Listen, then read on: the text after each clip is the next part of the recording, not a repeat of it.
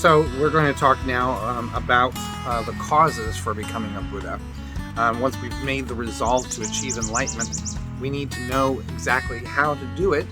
That's what the Lamrim teachings are about. They're about the causes and effects that lead to the final state of Buddhahood, the pinnacle of evolution of the consciousness. So if everything comes into being due to causes and conditions, can becoming a fully enlightened Buddha also involve causes and conditions?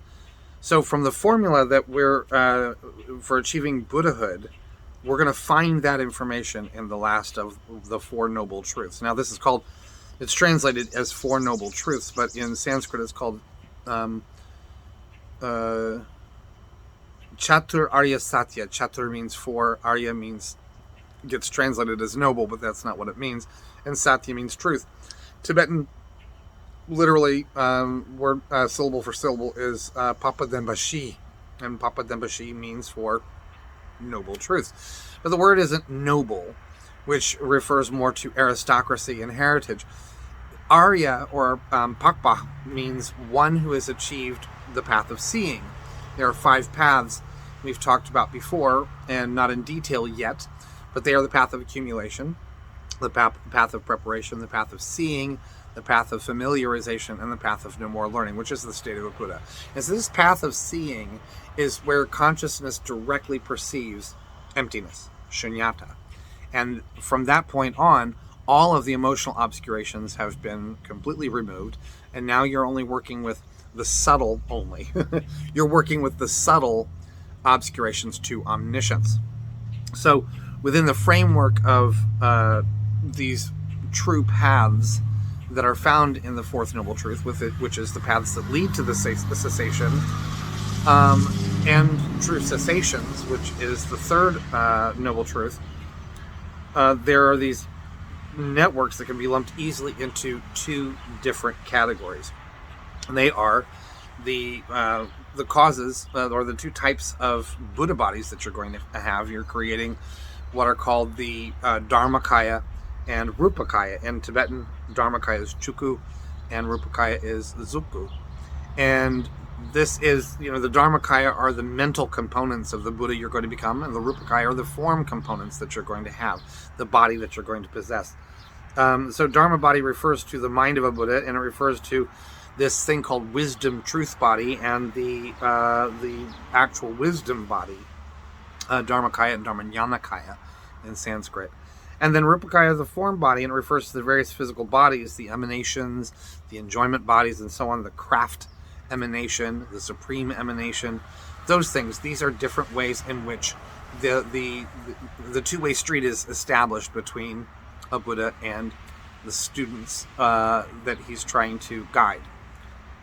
Now then, the 2 bases for these, as I said, are the collection of wisdom and the collection of merit. The collection of wisdom becomes the Dharmakaya, and the collection of merit becomes the Rupakaya. And it is in the collection of merit, the renunciation and bodhicitta leads to the removal of the mental affliction obstacles. Those are called the nyundrip, sometimes often called in Sanskrit klesha. These are the things that prevent you from reaching nirvana. And remember, nirvana in Mahayana is not the end. It's on the third path. In the path of familiarization, after you have had the direct perception of emptiness, then you're working with removing the subtle stains, the subtle obstacles that prevent your omniscience. And that's where the collection of wisdom comes in. The more and more you chip at your understanding of emptiness, particularly after you've had the direct perception of it, everything's going to still appear the same way. The self-existent nature of things is still going to seem to be there. But now you know you're wrong. You know that because you've seen directly that things don't possess that. It's kind of like with quantum physics. When you look at a seemingly solid object through an electron telescope, microscope, and you see that there is nothing really there. It's mostly space.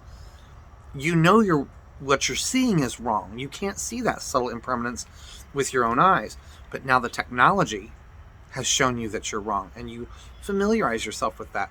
Quantum physicists have also said that the more they see that reality doesn't actually exist in the way we thought it does, it doesn't ultimately exist, their negative emotions reduce. And it's the same thing with us. The more and more we analyze this, and the more we come to these conclusions from our analyses, then our own negative emotions reduce. I haven't had a nightmare since 2005, and I owe it all to this investigation. So when we talk about emptiness, we have to talk about karma, because things arise in dependence upon stuff. We have to know that the actions that we're creating are the causes for the effects that we experience, good or bad. So there are 4 parts to karma that we want to talk about here. The 4 principles of karma are 1, Lengepan, that means karma is definite. And this means definite actions create definite results. And, on an obvious level, when we're looking at it with our senses, we can see that, this thing, I drop this match on the gasoline and poof, turn into a flame. Or when we plant a seed, over time, we can see the seed transform into a sprout, and then a sapling, and then a young tree, and then a fully mature tree with fruit. So, on these different levels, we can see cause and effect. And they're definite. When you plant that acorn, you're not going to get a stalk of corn. You're going to get an oak tree. So, Lengepa means that karma is definite. Definite causes bring about definite results. The second one is Leipelchewa. And Leipelchewa means that once you've committed an action, it continues to increase. We say in science that for every action, there is an equal and opposite reaction. So this is the same thing. Karma increases. When you drop a pebble in the water, you can see that small little spot where the rock went into creates ripples that eventually become really big once they reach the shore over time, and with momentum. The third principle of karma is Lema Chepa Dhamitepa. That means if you did not do an action, you're not going to get a result. So, just making saying a little prayer to a being that is or isn't there isn't an action to bring about the result you're looking for. My teacher said one time beautifully in one of his classes, he said, if someone sat a plate of delicious food in front of me, I could fold my hands and pray and pray and pray and pray for 1,000 years, and that food is never magically going to come up and go into my mouth. Never. It's never going to happen. So if we don't create the conducive actions to bring about the effects that we're wanting, we're not going to see them. Things don't just happen as luck for people. It appears that way because we don't see the gap between a cause and an effect. Sometimes that gap goes over, many different lifetimes before it finally accumulates and manifests. And then the last one is Lechepa Chumizawa. Lechepa Chumizawa means once you've committed an action, it doesn't just go away. The results don't just disappear. So these 4 principles of karma are very, very important to consider and to think about regularly. When you do any kind of action, there will be a specific reaction to it. You're going to get it. One story that they tell is 3 guys go into a bar. Yeah, they really do. 3 guys go into a bar and they sit down and order the same drink, and they don't realize that the drink that they've ordered is poison.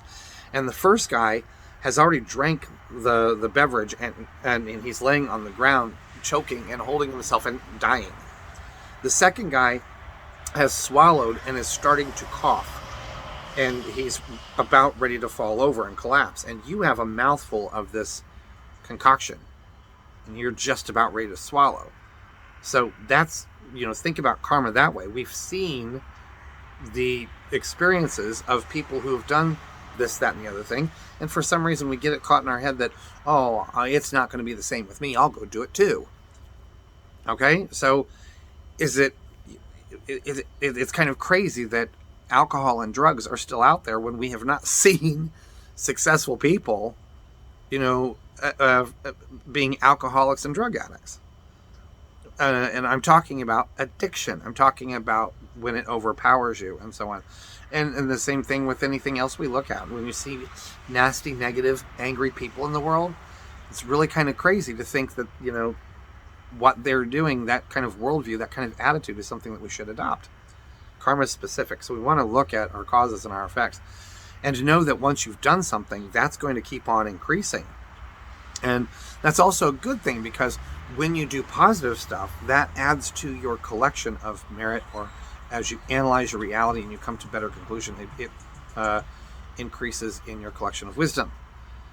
But then if you don't do something, if you're not committing yourself to doing these practices, these visualizations, this study, it's not going to bring about any results.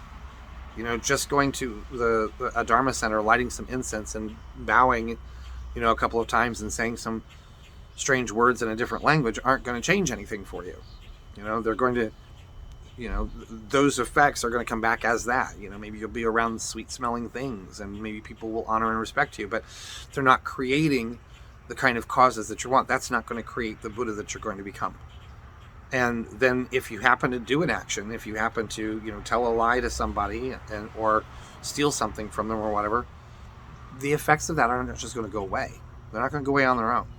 Though there is a practice of purification to remove unwanted karmas that we've placed on our mind stream, unwillingly, the negative that we want to avoid. Buddha taught this in a sutra called the Sutra on the Four Powers. And it's a powerful way to remove negative karma. So we can actually get rid of our negative karma. It's a little difficult. We'll talk about that in another video.